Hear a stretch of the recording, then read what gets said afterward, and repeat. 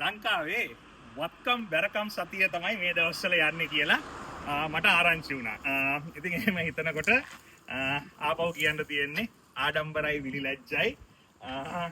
අඳගත්ත නේද සුපිරි ඇඳිල්ල දුප්පත්කමයි නිර්ධන පන්තියයි විකුණපු කට්ටියකින්.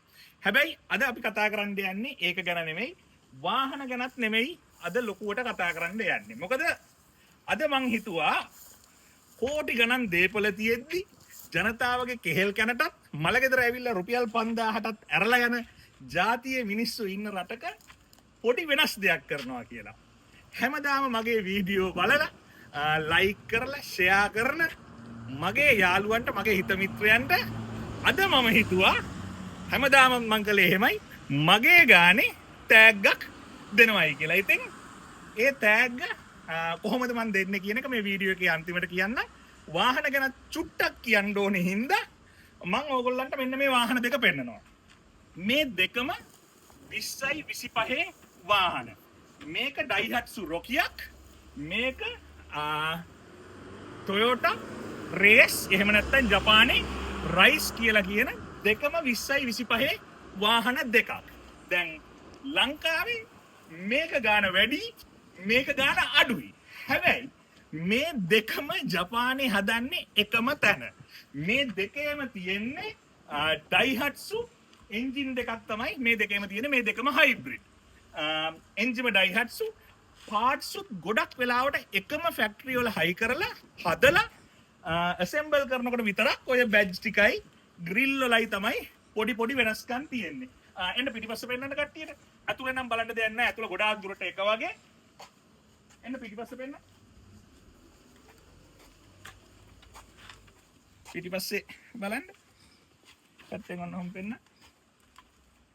පිටිපස්සේ ගොඩක් දුරට ඔක්කොම එක වගේ තමයි. ලයිට් එකයි මේක එකයි මේ ටික එකයි යට බම්පර් එක එකයි. එතකොට මෙන්න මෙතන පොඩි වෙනසක් තියෙනවා. ඒ වුණාට ඒකත් ඔප්ෂන් එකක් හැටියට හයි කරපු එකක් මිසක් ඒකත් අරකෙම එනවා. ඉතින් මේ දෙකම එකම වාහනේ. ඉතින් අර Toyota කියන නමට සමහර වෙලාවට ටිකක් වැඩි ගාණක් යනවා. එහෙම නැත්තම් ඇත්තටම එකම වාහනේ. ඉතින් පාවිච්චියට ගන්නවා නම් Toyota එක ගත්තත් එකයි, Daihatsu එක ගත්තත් එකයි. ඉතින් මං කියන්නේ අර ටැග් එකක් දෙනවා කියලා. ඒ ටැග් එක තමයි මම දැන් මාස 6කට විතර ඉස්සෙල්ලා ජපානයේ ෆෝන් එකක් ගන්න යනකොට, අලුත් කනෙක්ෂන් එකක් ගන්න යනකොට මට ඒ කොම්පැනියෙන් අවස්ථාවක් දුන්නා යෙන් දෙකකට. යෙන් දෙකක් කියලා කියන්නේ යෙන් එකකට. මේ තියෙන්නේ ජපානයේ යෙන් එකක්.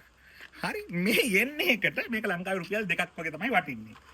මේ එකකට Sharp Android Aquos Wish 4 කියන ෆෝන් එකක් යෙන් දෙකකට මට ගන්න අවස්ථාව ලැබුණා. ඉතින් මං හිතුවා දැන් මම මේක පාවිච්චි කරන්නෙත් නැති හින්දා, මගේ මල්ලි හැමදාම මට iPhone අරන් දෙන හින්දා එයා තමයි රෙකෝඩ් කරන්නේ. thank you මල්ලි. මං හිතුවා මගේ යාළුවෙක්ට, ඒ කියන්නේ ඕගොල්ලෝ කාට හරි ඒ ෆෝන් එක දෙනවා කියලා. මම දන්නේ නැහැ ඒක ලංකාවේ කීයක් වෙනවද කියලා. මං හොයලා බලපු විදියට 40000ක් 50000ක් ඒ වගේ ගාණක් වෙන්න ඉඩ තියෙනවා. ඒක ඕගොල්ලෝ හොයලා බලන්න. මම මේ මාසේ 31 වෙනිදා එහෙම නැත්නම් 30 වෙනිදා වෙනකොට මගේ මේ TikTok වීඩියෝ එක ෂෙයා කරලා එතකොට මගේ YouTube channel එක subscribe කරලා ඒ වීඩියෝ එක ෂෙයා කරලා තියෙන කෙනෙක්ව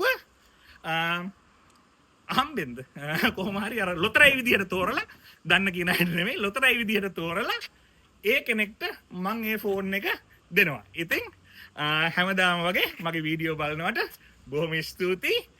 මේ ෆෝන් එක දිනා ගන්න ඕන නම් මේක ලයික් කරලා ෂෙයා කරලා මගේ YouTube channel එක subscribe කරලා ෂෙයා කරන්න ඒ ෆෝන් එක දිනන්න පුළුවන්. ඒ වගේම අන්තිමටම කියන්න ඕනේ මම දිගටම සති දෙකකට සැරයක් වගේ මේ වගේ මොන හරි දෙයක් ඕගොල්ලන්ට දෙන්න බලාපොරොත්තු වෙනවා. ඉතින් දිගටම බලන් ඉන්න.